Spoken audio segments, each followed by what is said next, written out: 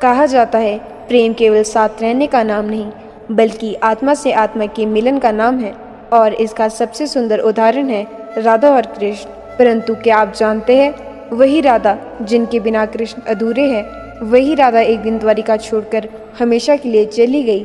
क्यों? आइए जानते हैं इस रहस्यमयी कथा को। महाभारत के युद्ध के बाद भगवान श्री कृष्ण ने जब द्वारिका नगरी बसाई तो वे अब एक राजा थे, द्वारिकाधीश थे।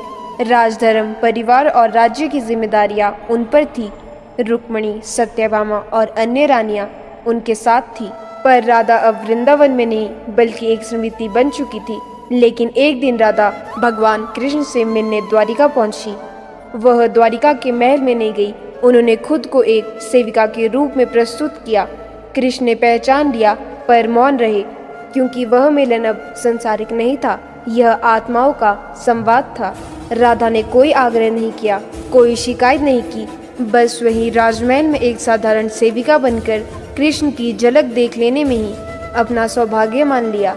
दिन बीतते गए, राधा बिना कुछ मांगे, बिना किसी पहचान के कृष्ण की सेवा करती रही।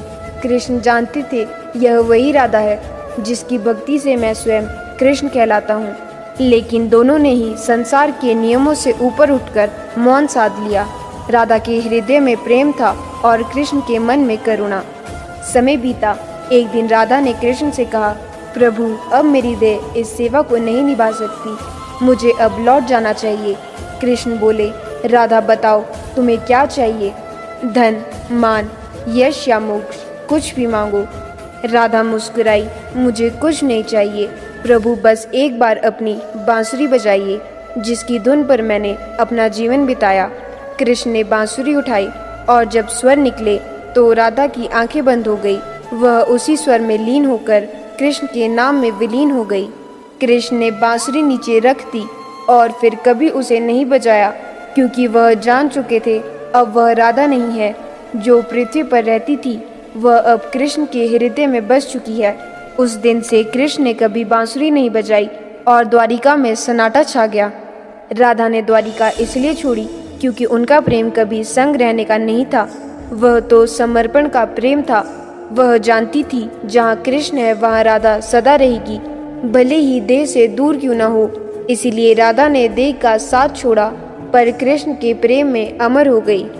कृष्ण और राधा का प्रेम हमें यह सिखाता है, सच्चा प्रेम पाने में नहीं बल्कि त्याग में है। जहाँ मैं और मेरा मिट जाए वहीं राधा कृष्ण का प्रेम जन्म लेता है। अगर आपको यह कहानी पसंद आई तो इसे लाइक करें, शेयर करें और हमारे चैनल को सब्सक्राइब करें।